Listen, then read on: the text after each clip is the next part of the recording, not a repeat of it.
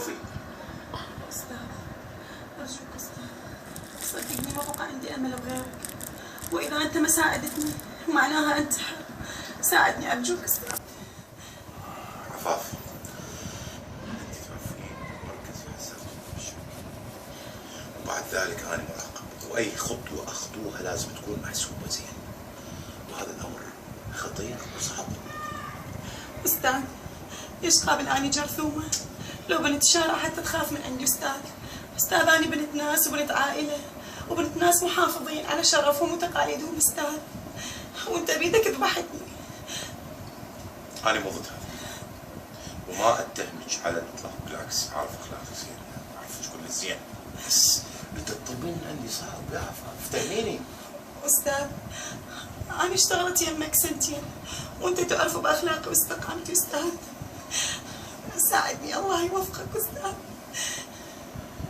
انا مو ضد هذا، واعرف شخصيتك كل زين، قلت لك بس ما اقدر عفاف.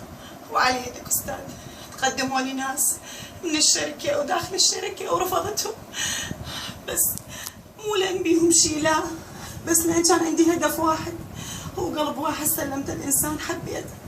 تعرف منو أستاذ؟ والله قولي لنا منو. أنت أستاذ، أنت اللي حبيتك وسلمتك قلبي ومشاعري، بس مع الأسف كانت عيونك علي وقلبك يم غيري.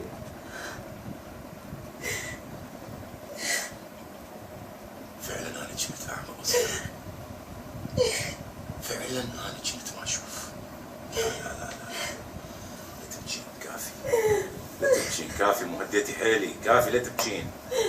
أستاذ أرجوك لا تلعب مشاعري مرة ثانية، أرجوك فهمني، أنت راح تتزوجني لو لا؟ مو تخبرتك.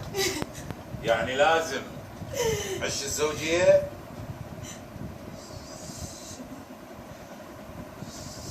شنو تقصد أستاذ؟ هسه اذا تردين انكتب كتابك.